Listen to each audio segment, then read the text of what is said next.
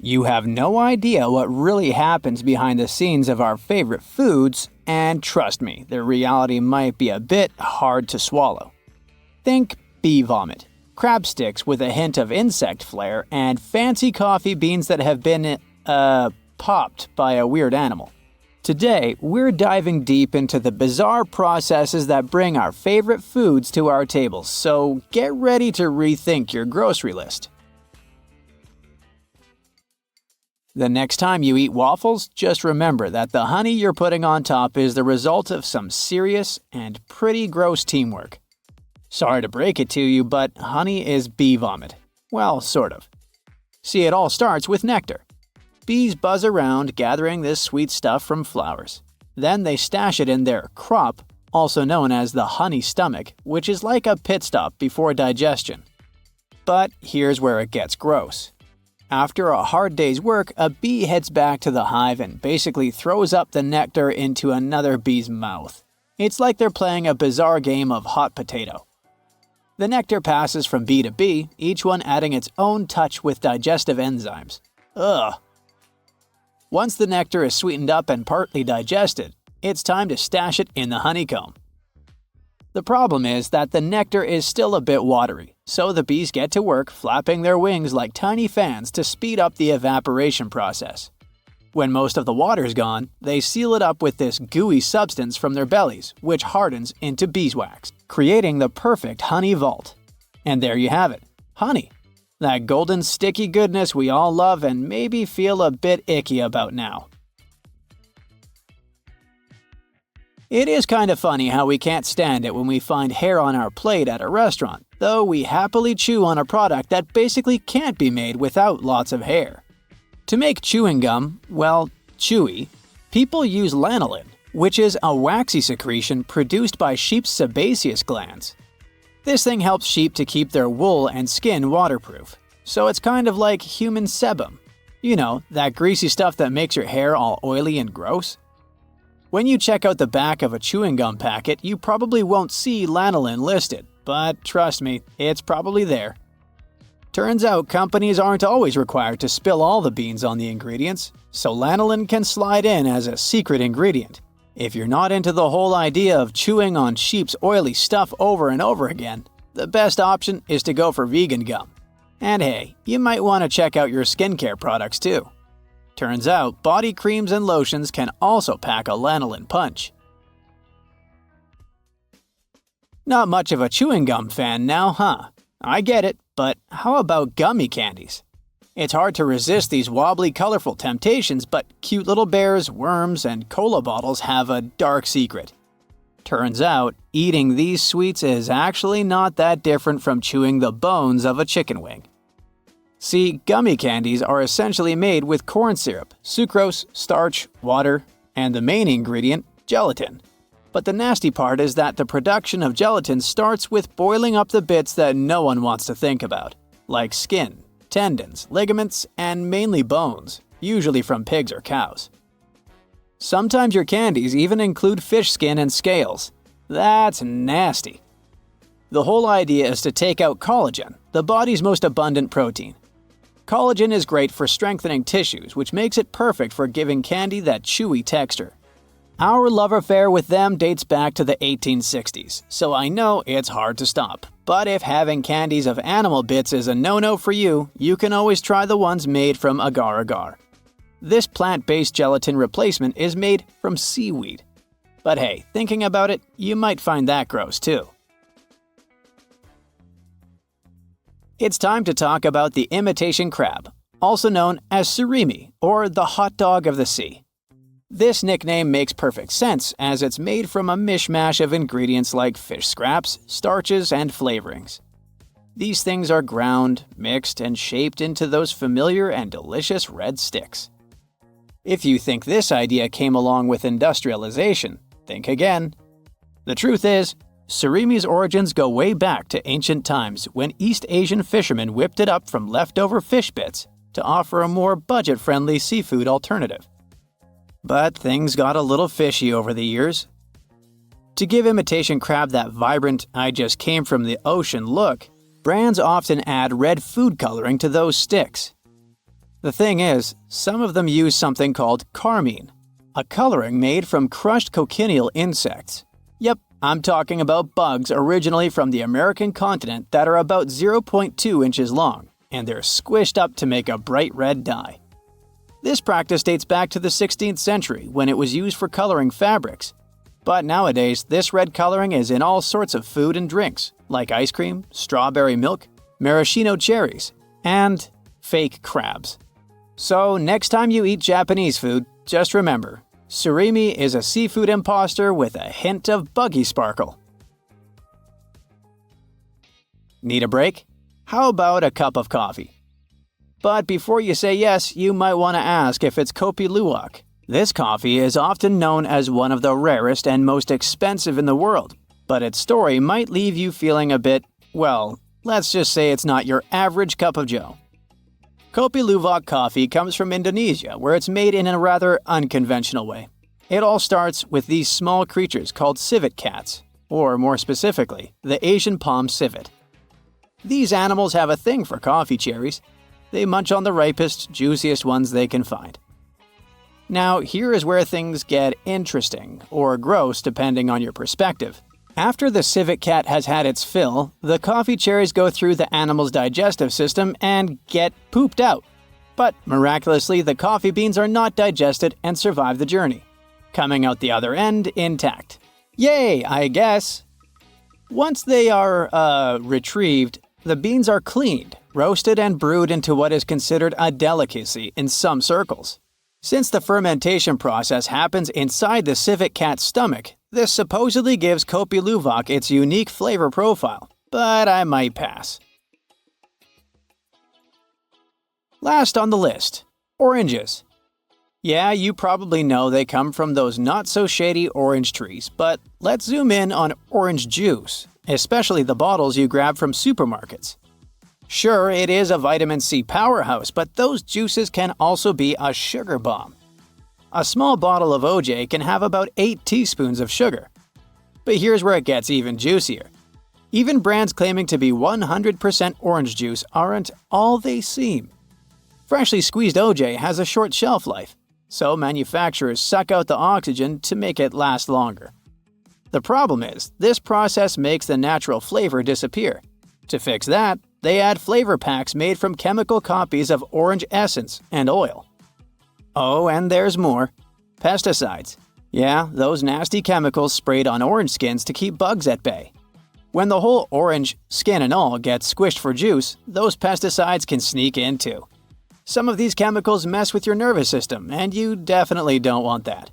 But hey, don't kick orange juice out of your morning routine just yet.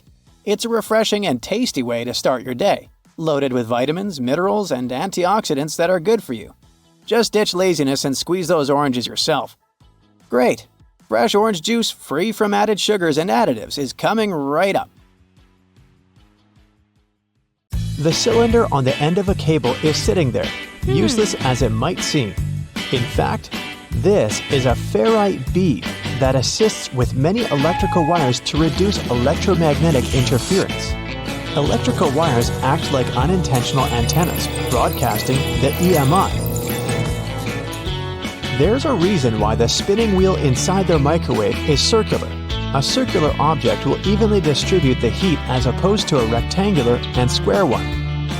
When you place containers of these shapes inside, the energy is focused on the corners rather than spread evenly like in a round container. The temperature gauge on a toaster is commonly used to determine how crisp you like your toast, but the other, more specific use for the gauge was for the different types of bread. White and sweet types of bread heat up much faster as opposed to heavier brown and rye ones. The older bread is, the more time it will need in the toaster to ensure the golden brown result you're looking for. Most ovens give you the option of leaving the door ajar when broiling a dish inside. You probably think the goal here is to help cool down the oven after use. In reality, its purpose is to focus on cooking the top of the dish and to ensure a crusty layer.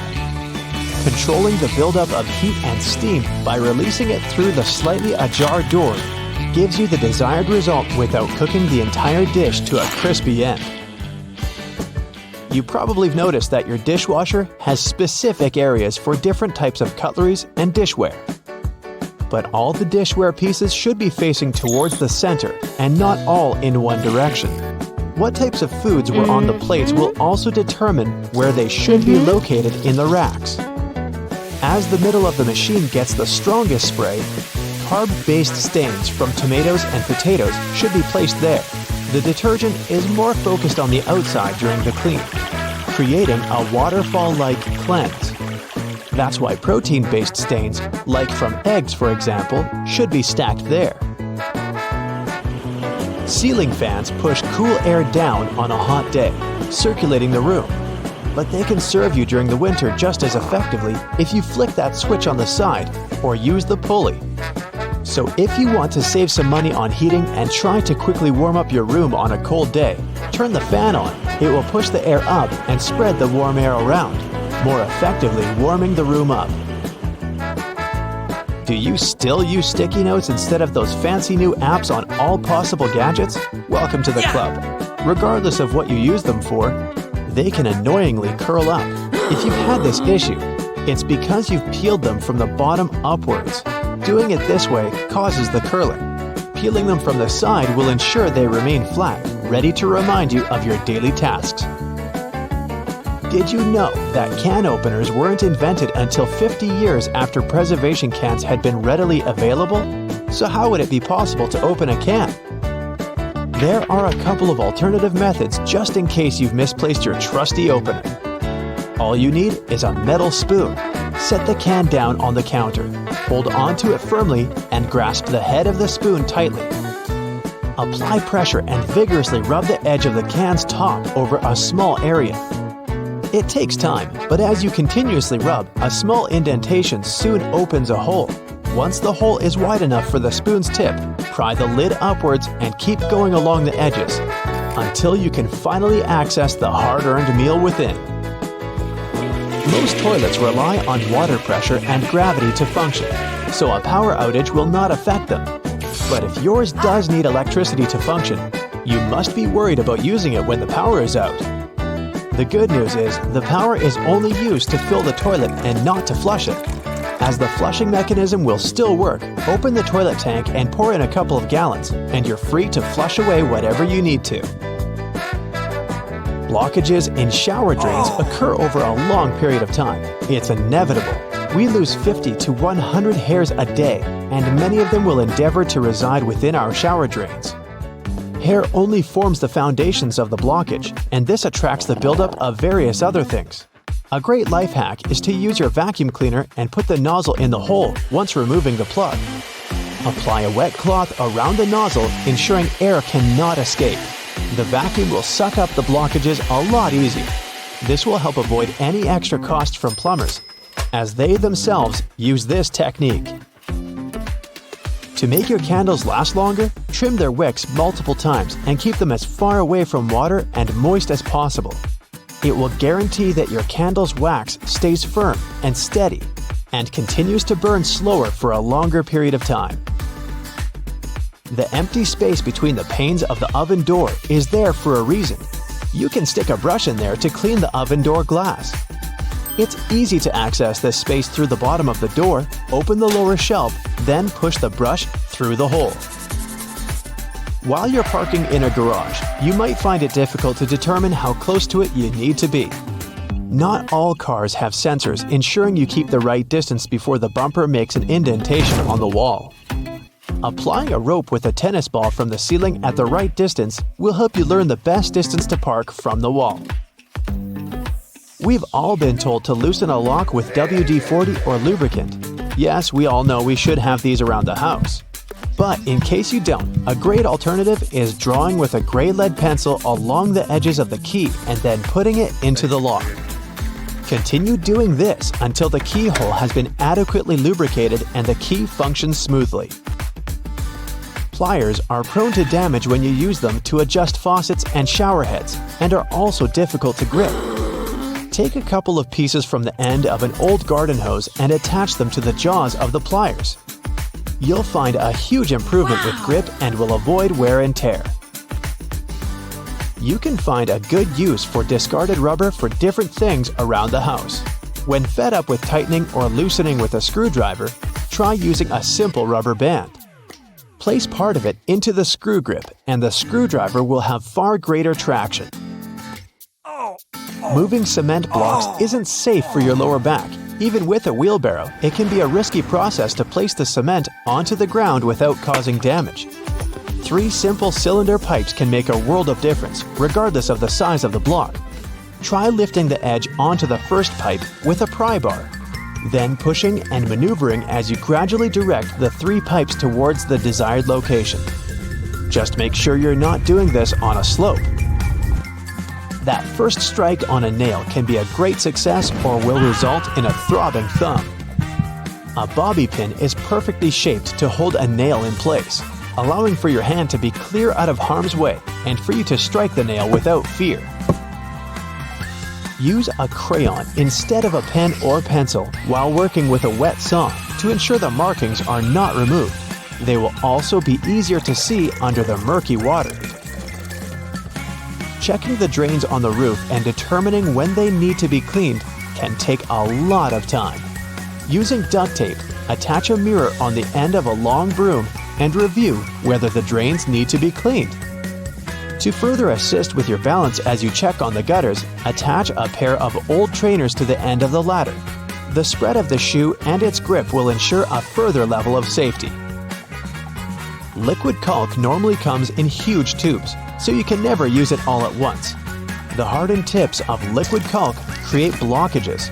Grab a used cork and drill through it to make a perfect lid, concealing the liquid caulk. Now it's ready to be used again with no blockages. Want to pour yourself a drink before we begin? Just make sure not to grab the glass with your palm. Yep, that's right. The glass has a stem for a reason. Touching the glass bowl with your hands will alter the drink's temperature, and it will get warmer much sooner. While we're in the kitchen, let's check out your fridge. Most of those come with designated areas in the door shelves for eggs, but this may not be the best solution for storing them. The temperature in the door shelves tends to be a bit higher than in the fridge itself, so it's not the best place to store delicate types of food, like eggs or dairy. Make sure to remember that after your next trip to the supermarket. Also, while we're still browsing items in the fridge, did you know that waiting for food to cool down before refrigerating it may be bad for it? Keeping food at room temperature for more than 2 hours can increase its chances of going bad. So, pop it in as soon as possible. Just make sure to divide your food into smaller batches to help it cool down quicker. What's that in your fridge I just saw? Chocolate. Well, that's a big no-no. Regardless of the season, remember to never store chocolate in the fridge. The lower temperatures inside can cause the chocolate flavor to dull. Also, who wants to eat rock-hard chocolate anyway? When it comes to breakfast, next time you boil an egg, try putting a teaspoon of baking soda into the water when boiling. The eggshells will peel off way easier. Another tip is to crack the egg on one end and run it under the tap. The water stream will help peel off the shell faster and with way less of a mess. Fan of smoothies? Bet you didn't know there's actually a correct way to load up your blender. Start with the liquids, then pile up the solids as you go. The motion created by the movement of the liquids will ensure a smooth, clump-free, delicious breakfast or snack. After that, you can clean it by simply adding some dishwashing soap and some water and letting it blend away. No need to add it to the dishwasher anymore, since the full cycle of the dishwasher can damage the metal plates on the blender. If you're ever in the mood for a peanut butter sandwich, but the peanut butter is all split with the oils on top, remember, there's a correct way to store it. Placing the peanut butter jar upside down in your cupboard will ensure the oils are spread out evenly. Love a good steak but never get a perfect consistency? You're probably digging in too soon. You have to let the meat rest after cooking for at least 10 minutes before you start cutting it. Using the right knife will also give you better results. A sharp knife will ensure you don't lose any of those lovely meat juices. It's pasta night. Ever wondered why there's a hole in the middle of the spaghetti spoon? Turns out you can use that hole to check how much pasta to cook per person. Now you know exactly how much of it to boil for that special marinara sauce of yours. When using non-stick pans, never use metal utensils. go for wooden or plastic ones instead. The metal will be way too rough on the surface of your pans and can actually damage the non-adherent surface. Are you a leftovers for dinner type of person? Aren't we all? Quick tip for reheating your dinner in the microwave. Try spreading the food around the edges of the plate. Microwaves are indeed designed to heat food as evenly as possible, but not if the food is piled up. Ever try to take out a single Tic Tac from the tiny container? Just turn the box on its side. There's a cleverly designed slot on the plastic top precisely for that. No more shaking the Tic Tac box like a maniac. If you're up for some music but don't have a speaker around, don't worry. Placing your phone in a cup or bowl will amplify the sound and make your experience so much better. In a hurry, and your phone is running out of battery, there's a simple way to reduce the charging time. Simply set the phone to airplane mode. You'll see, it'll charge up to 100% in no time. We all keep our phones in all sorts of places, our pockets, bags, under our pillows. Hence, a lot of fuzz or lint can get stuck in the charging port.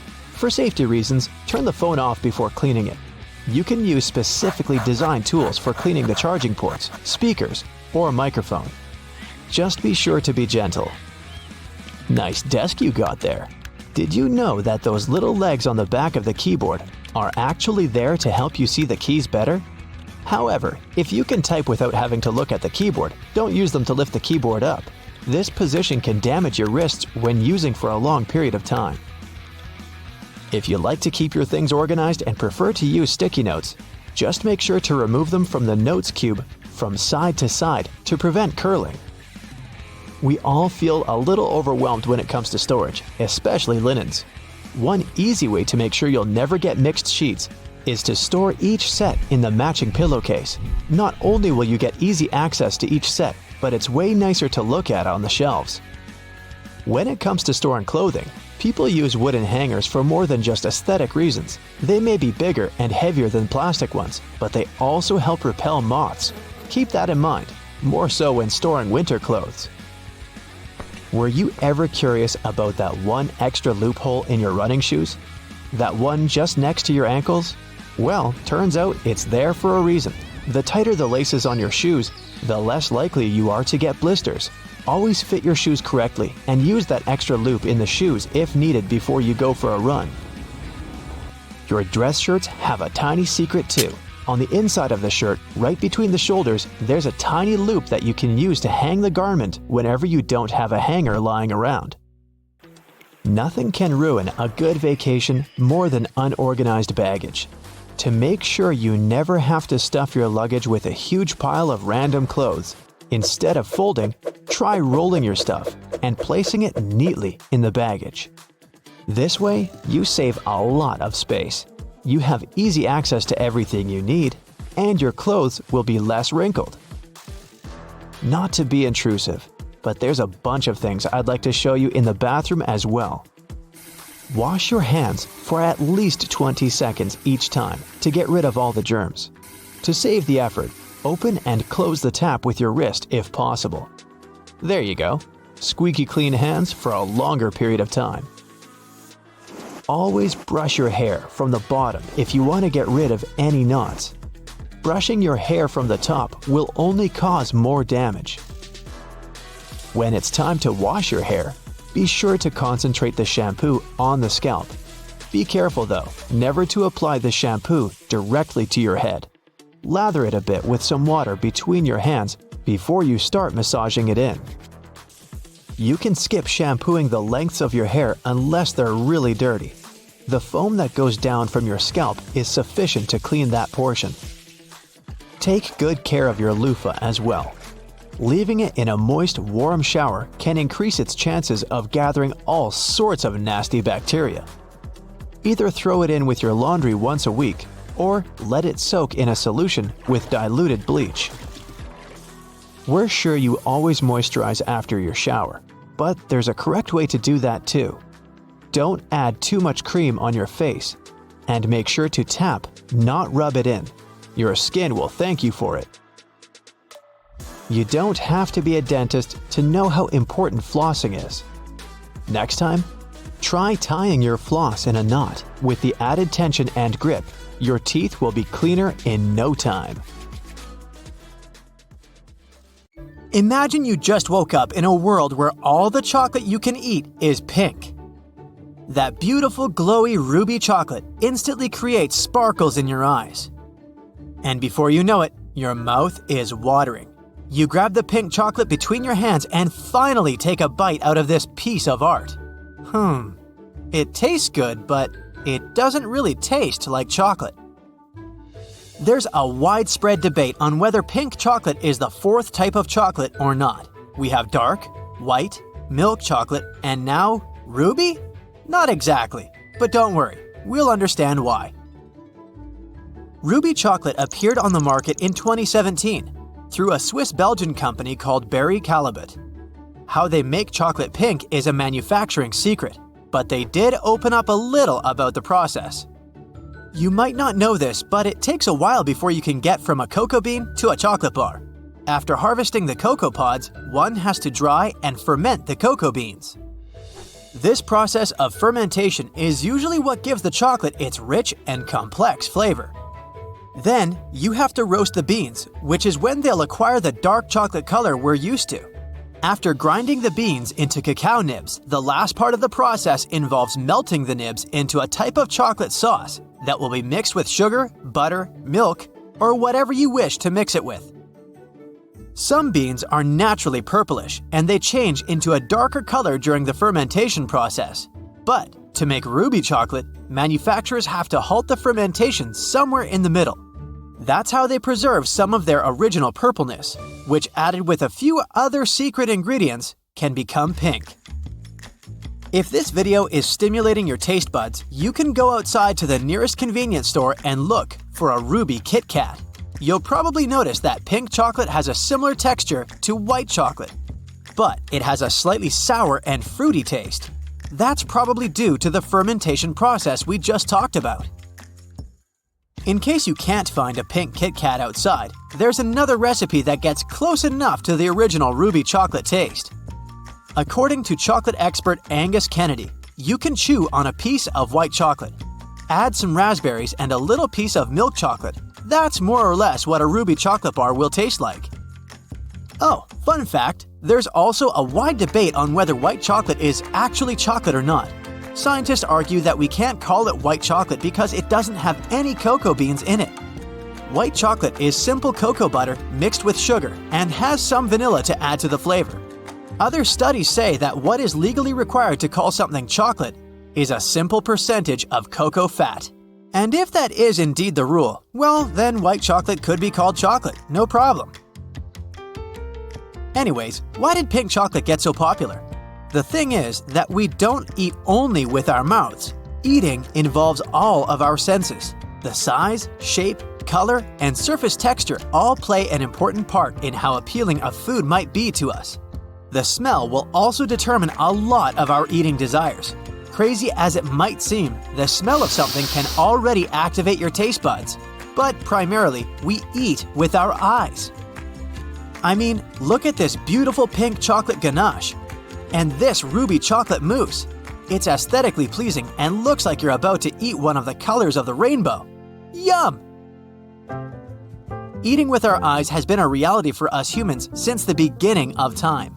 Let's take our primate ancestors as an example. Science speculates that primates might have developed a trichromatic vision to spot the nutritious and colorful fruits among the dark green canopy. I'm betting that even looking at all these delicious images of food is making you crave the things we're talking about. But our brains aren't all that smart when it comes to eating, and we're easily tricked. For example, if you drink a pink liquid that tastes like a banana, it will take a while for your brain to process it correctly, as your normal expectation is for the drink to taste like strawberry. Another study shows how our brain perceives roughness as a quality of healthy eating, even when that's not exactly the case. If I gave you a piece of rough brownies and soft ones and asked you to eat the ones with fewer calories, you'd probably choose the rougher ones. This study from the Journal of Consumer Research shows that foods with rough textures feel heartier and healthier, even if they have the same nutritional value as softer versions. That's why we eat granola bars and trail mixes thinking we are eating super healthy when they are very high in calories. Even today, we are masters at eating with our eyes. Social media stimulates the first thing you do once you order food is to take a picture of it. The prettier the plating and the food itself, the more likes a person is likely to get, and the more a restaurant owner can sell dinner platters. On the bright side, it seems like cuisines all over the world are getting more and more inventive. Have you ever heard of a rainbow bagel? The internet was obsessed with this bagel a few years ago, and rightly so. The dough of this pastry looks more like Play-Doh than something edible. But it's a spectacle for the eye and extremely popular amongst young children and adults alike. It's like eating sunshine, one of its admirers says. The brighter the colors, the better in this case. And what about edible everyday items like a hairbrush? I swear this is a cake inside. As much as it might feel weird to eat a hairbrush cake, it's also very cool. This new social media trend is pretty surprising and filled with odd edible items such as edible Polaroid cameras, edible hand soaps, edible water bottles, edible handbags. Really, the list goes on. Acai bowls are also pretty popular today in the social media world. That luscious shade of bright purple topped with perfect rows of granola, pumpkin seeds, and oats makes my mouth water just by looking at it. But cuisine is getting a little bit exaggerated to grasp the attention of consumers around the world. I'm thinking here about Burger King's Quintuple Burger.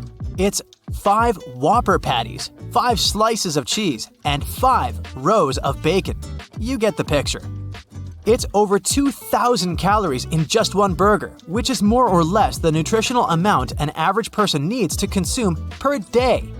It's certainly shocking when you look at it. Imagine eating it. Still, our need for food to be aesthetically pleasing has its downsides. In supermarkets, we tend to choose those fruits and vegetables that we consider perfect. But this means that a lot of the ugly food gets thrown in the trash because nobody wants to buy them. Sure, we eat with our eyes, but it's important to be aware that just because a fruit came twisted or weird looking, that doesn't mean it won't meet our nutrition needs. A Singaporean project called Ugly Food is trying to make a difference. People can buy blemished food in their online grocery stores. According to the company, consumers are invited to increase their acceptability threshold. Another project that's changing the meaning of the quote, "we eat with our eyes," are restaurants that offer blindfolded dinners. Since 1999, restaurant owners have offered their clients the experience of eating without using their sight. Naturally, this experience heightens the other senses, like taste and smell. A 2002 study also shows that those that eat blindfolded can eat up to 22% less than those that see what they're eating. According to this study, blindfolded people would get satisfied much sooner than those that weren't. This would literally mean that our eyes are bigger than our stomach. Meaning that if the food looks appealing to our eyes, we could be driven to take much more than we normally manage to eat. Good food should never go to waste, and Kit Kat manufacturers stick to this rule.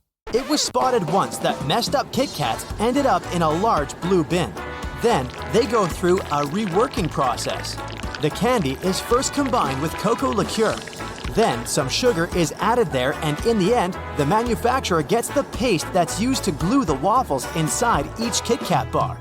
So the Kit Kat filling is made of messed up Kit Kats. Rhubarb stalks are safe to eat, while its leaves are kinda toxic because of the oxalic acid they contain.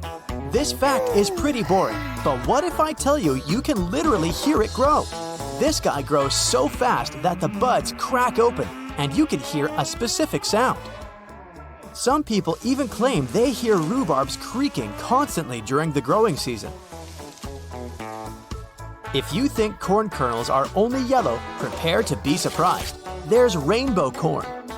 It's not the gift of nature, but rather selective breeding. This type of corn is called glass gem corn for a reason. First off, the kernel indeed looks like it's made of glass, and as for gems, the jewel-colored ears do look like precious stones. Each kernel is unique. This kind of corn was selected over many years by Carl Barnes, a part Cherokee farmer and breeder from Oklahoma. People who made popcorn with this corn claim the popcorn is colorful too. Worcestershire sauce wasn't invented deliberately.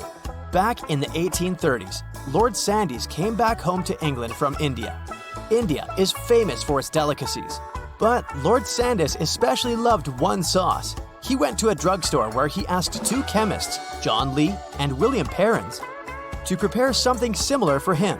They prepared a whole batch and intended to sell it, but the veggie and fish odor was so unpleasant that they decided to keep the batch in the cellar for some time.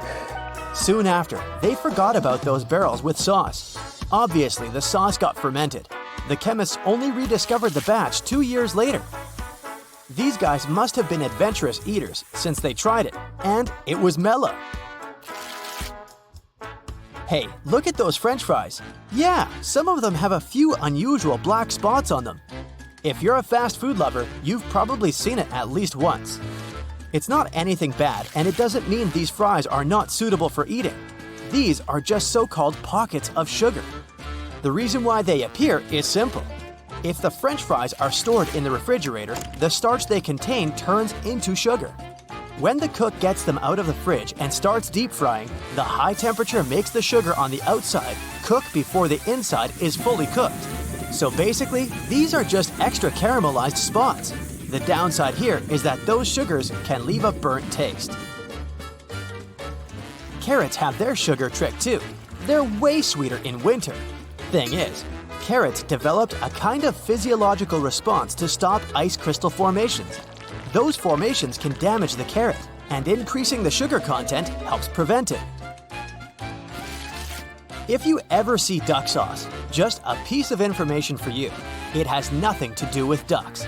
It's really sweet to taste, and the main ingredient is fruit stones. Plum, peaches, and apricots provide the best stones. To spice it all up, it's necessary to add sugar, vinegar, ginger, and chili peppers. Sweetness and spices are mixed together, making this sauce a perfect condiment for all sorts of spring rolls and many other fried and salty dishes. It's hard to believe it, but the cheese puffs we all love used to be rubbish in the 1930s.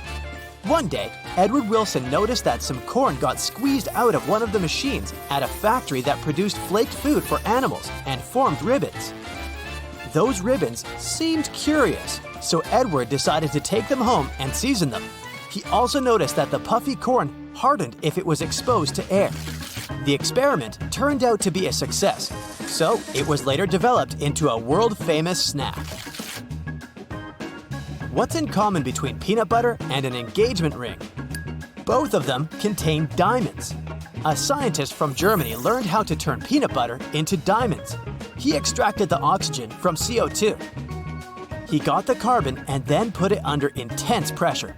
In the end, he got real diamonds. Sounds easy, but it's not. He took ordinary peanut butter and pressurized it with powerful machinery. The pressure was 1.3 million times higher than the air around us. Then he heated it all to temperatures that can be found 500 miles below the Earth's surface.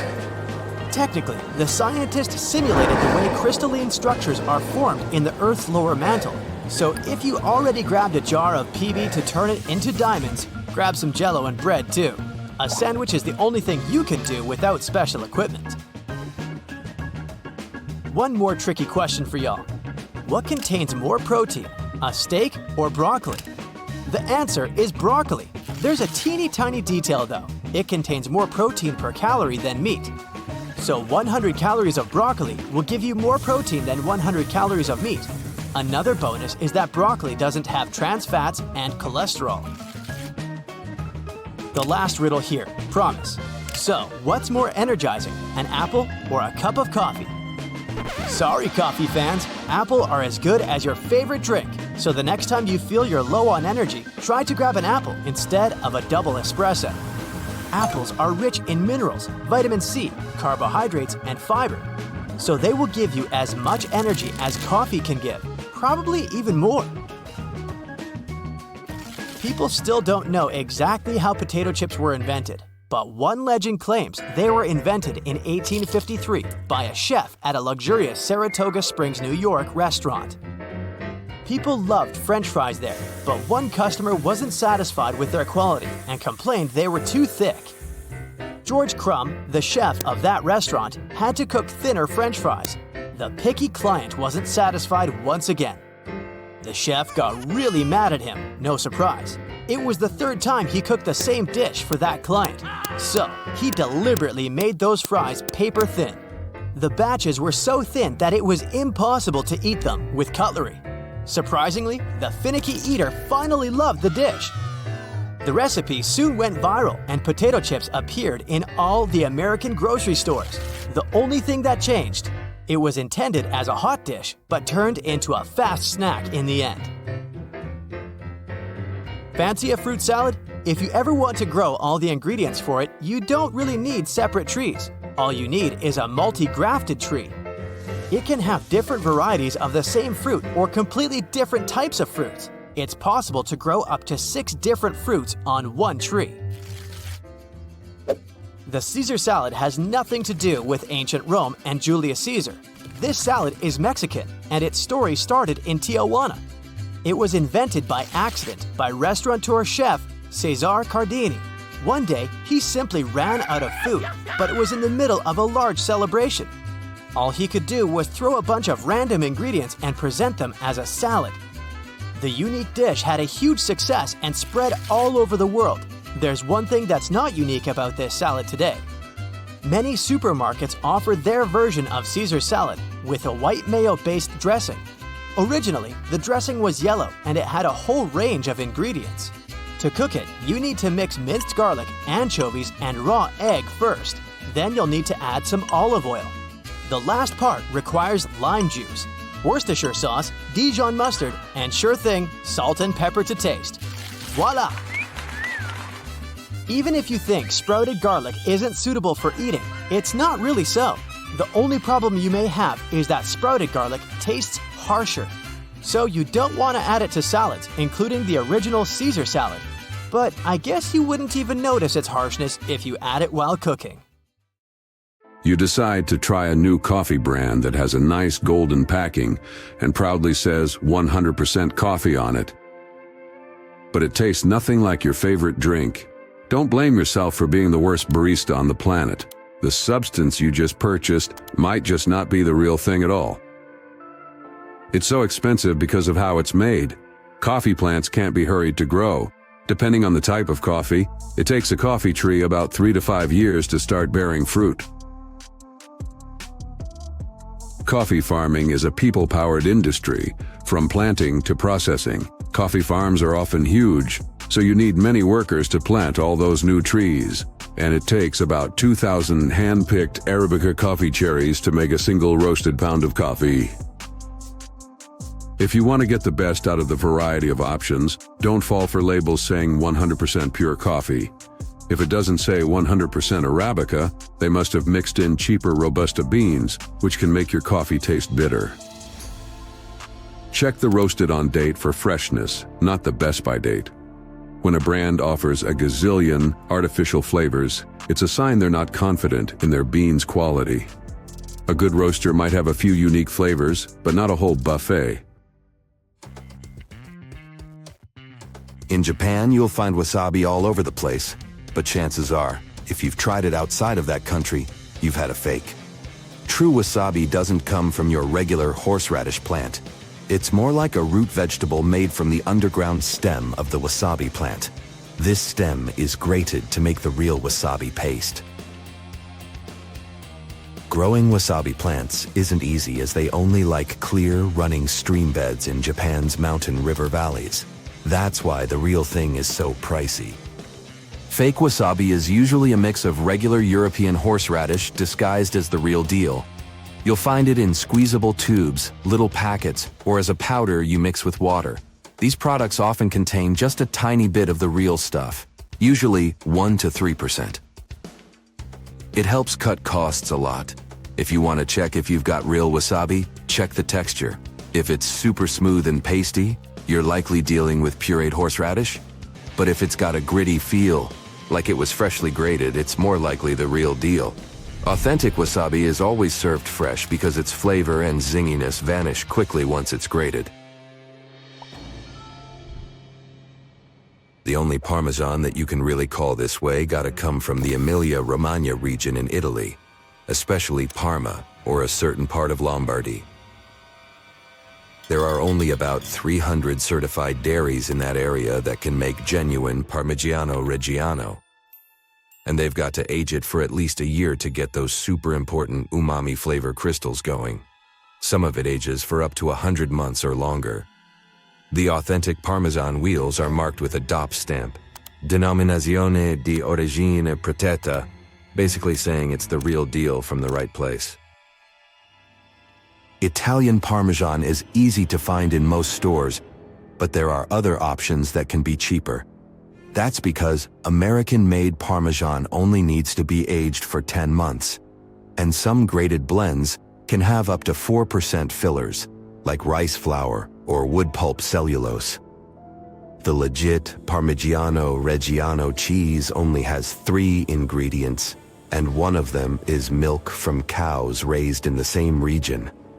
Plus, they've got some strict rules about what those cows can't eat, like fermented grain. Maple syrup fans, this one's for you. Did you know that to produce your favorite pancake topping, artisans have to tap maple trees that can grow more than 5 stories tall, extract sap, and then boil it down? It's an age-old craft, passed down through generations, from indigenous peoples to modern-day syrup makers. But many of the bottles with sticky sweet syrup inside have nothing to do with that process. Pancake syrup, or table syrup, is a mix of corn syrup, caramel coloring, and flavoring. If you see these ingredients on the label, it's a telltale sign you aren't dealing with the real maple syrup. The consistency of your purchase is another giveaway. The authentic maple syrup is runny. That's why you can pour it easily. Pancake syrup is thicker and stickier. The price can't always give away a fake in this case. It can be affordable even for the real product.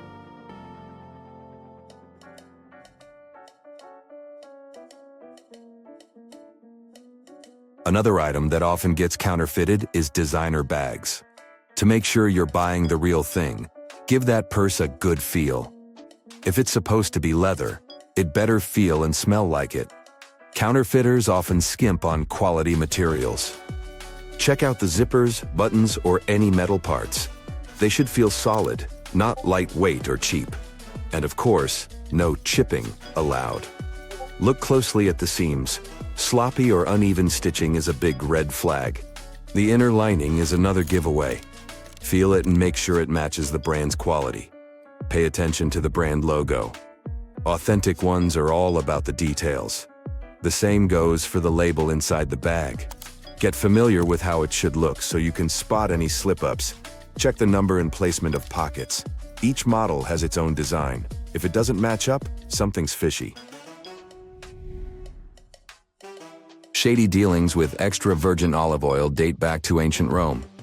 Back then, tricksters would sell low-quality oil or mixes under the fancy Evo label. Nowadays, most legit extra virgin olive oil comes from Spain, Italy, or Greece. They produce it by squishing ripe olives without heating or chemicals. Good Evo might cost you around $10 for a 17-ounce bottle. Fraudsters have gone undercover amidst real producers, making it tough to spot the fakes. But you have more chances of finding the real thing if you avoid blend or light varieties on the label. Check the pressed-on date. It should be less than a year old since the oil loses its fruity vibe after a couple of years. If there's a harvest date and details like the producer's name or olive type, it's likely legit. Some high-quality oils note the free fatty acidity, FFA, level, which is a good sign. Don't automatically trust fancy packaging or high prices. Even an expensive bottle can be past its use-by date. If you like to cook, cinnamon, mint, nutmeg, sage, and other spices must always be in your kitchen cabinet. But you can't be sure you've got the real thing unless you're prepared to pay a hefty price for them. When you break it down by the pound, some of them, like vanilla and saffron, are as pricey as precious metals like silver and gold. And where there's value, there's a dark underbelly of fraud. This multi-billion-dollar industry is a playground for tricksters looking to make a quick buck. If you don't want to add something fake to your meals, the best you can do is buy the spices whole and grind them yourself. If possible, try to find a retailer that sells spices in bulk. You'll be able to see them yourself, and you won't miss the aroma of real cinnamon or oregano. If you're planning to buy a designer watch, look closely for any blunders or defects on the watch. Designer watches are usually made with high-quality standards, so things like chipped paint, scratches, or spelling errors are rare. Also, check if the clasp works and if the watch keeps accurate time. Genuine designer watches have precise, clear engraving created by skilled watchmakers. If the lettering looks messy or hard to read, chances are it's a fake. Designer watches are made with valuable metals and intricate parts, so they should feel a bit heavier than they look. If a watch feels surprisingly light, it might be fake. Real luxurious watches have unique serial numbers that should be precisely laser-etched, not sloppily printed. Make sure these numbers match the case and warranty numbers. Simply search online or contact the manufacturer's customer service to confirm you've got the real thing. So you're watching your favorite cooking show when suddenly the star chef adds a pinch of salt to some jam that's supposed to go into a dessert. You pick up the phone to call and complain, but right then the chef explains. It turns out that adding salt to fruit is a common thing in different cuisines across the world. Like in Mexico, they like to spice up mango and citrus fruits with salt and chili powder. You can try mango with a shrimp taste in the Philippines and salted watermelon in the southern states. So, how does it work? Well, let's say you're eating a raw mango sprinkled with salt. With the first bite, you notice the salty flavor, and the sweet fruity taste is then slightly delayed. It feels as juicy and amazing as ever. It's most likely because salt affects the sweet taste receptor for sugar, and then really magic happens on a molecular level. One study even found that we have more sugar detectors in our taste cells than scientists previously thought. One of those detectors must direct sugar to a sweet taste cell when it gets in contact with salt. You can try and put salt on any fruit you like, but the effect will be different. Salt can make sweeter fruits like cherries and strawberries even sweeter and balance the flavor of grapefruit, pineapple, and watermelon. Just take a ripe fruit and slice it the regular way and sprinkle the pieces with salt. Large, flaked sea salt might taste more intense, plus it looks more beautiful. After 10 minutes, your gourmet dessert will be ready. So, you need to chop up a heap of iceberg lettuce, but that tough core in the middle doesn't want to leave. Just hold the lettuce head in both hands with the core end down and slam it against a cutting board or some other solid surface, not your brother. Now, you should be able to pull the core right out of the bottom and slice the rest of the lettuce without a problem. The next time you take butter out of the fridge and struggle to spread it because, it's hard as a rock, reach for your grater. With its help, you'll easily flake off tiny pieces of butter that will melt instantly on a warm toast. You can also spread them much easier on cold bread without putting your sandwich in the microwave or waiting for a while to soften the butter. Professional bakers approve of this tip and have been using it for a long time. When you're frying something, you first heat the pan and then put the food on it, right? Well, this logic won't work if you want to make your bacon crispy. On a hot pan, the meat will cook before the fat can melt out of it. Your bacon will be too fatty and rubbery. So you gotta lay the strips on a cold pan and then turn on medium-low heat. The fat will render out of the meat, and the final result will be super yummy and crispy. Have you ever tried boiling pasta in a frying pan? I know it sounds a bit weird, but it can actually help you save a lot of time, water, and energy. Instead of filling a huge pot with water and waiting for it to boil, put your pasta in a frying pan and cover it with cold water and add some salt to it. Your pasta will be cooking while the water is getting to the boiling point, so it'll be ready much faster than normal. And the water that's left in the pan will make an excellent base for a sauce because it's filled with starch. Mix it with pesto, tomato sauce, and garlic butter. It tastes like it's straight out of a gourmet restaurant. Now, the secret to cooking the most delicious and fluffy mashed potatoes is to dry them before you mash them. After boiling, you can either put them in a pot and leave them over low heat on the stovetop, or keep them in a baking sheet in a low oven. Then add melted butter that will coat the starch in the potatoes, and only then slowly add milk. Now your mashed potatoes will have the best possible structure and flavor.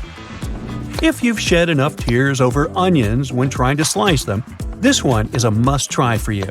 Peel the onions, cut them in half, and leave them in the fridge in a bowl of iced water for half an hour before you start cooking. The reason behind your tears is the sulfur that onions take from the soil while growing up. When you damage its cells, the acids contact the enzymes that start a whole bunch of reactions and release a chemical that makes your eyes water. Freezing the onion can weaken that chemical. To minimize it even more, only use a sharp knife to slice onions. This way, you'll do less damage to its cells. It's much easier to peel an avocado if you freeze it first. Just put it in the fridge as it is, give it some time, and then take it out and hold it under warm running water. Now you can peel it easily after you make a couple of crisscross incisions. The best way to keep herbs fresh and juicy is to store them like flowers.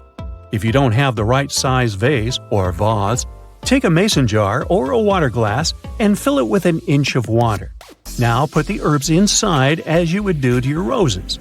For parsley and cilantro, cover the jar with a plastic bag and store the bouquet in the fridge. Basil loves sunlight, so you better leave it uncovered on the counter.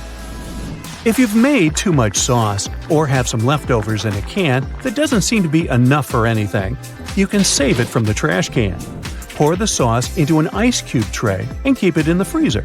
Now, if you need to spice up a meal, you can always add a couple of sauce cubes to it. Plus, as a bonus, which is redundant, the sauce will last longer this way than it would in the fridge. Do your meatballs always turn out to be perfectly the same shape and size? Then skip this one. But if you're like me, just use an ice cream scoop to get the right amount of your minced meat mix. Try saying that 5 times. The balls will be the ideal shape and your fingers won't get sticky. The easiest and probably the most beautiful way to slice a mango is to turn it into a hedgehog. Wash the mango under running water. Don't squeeze it while doing it. Now put it straight up on a cutting board and cut it into 3 pieces from the top downwards. Just leave that flat pit in the middle piece. There isn't much you can do with it anyway. Now your mango will have 2 cute cheeks. I mean, its fattest parts. Next, make crosswise and lengthwise cut in the mango cheeks. Leave some even distance between the incisions and don't go all the way through the skin. Now press on the back side of the mango until the flesh pokes out. Does it look like something to you? Yep, a hedgehog. Hence the name of this slicing method. The final step will be to slice off the mango cubes into a bowl. Then eat. Now this one has all the potential to become your new breakfast favorite. You can cook an omelet in a mug. Take a large microwave-safe mug and coat the inside of it with olive oil or spray it with cooking spray. Add 2 eggs and 1 tablespoon of milk and mix them with a fork. Now add salt and pepper and any cheese, veggies, and herbs you like. Put it in the microwave on high for 30 seconds. Take it out, stir it with a fork, and then put it back for another 30 seconds. And voila! Your breakfast is served. Oh, be sure to use another mug for your coffee. Otherwise, you get eggs in your coffee, and nobody has a recipe for that.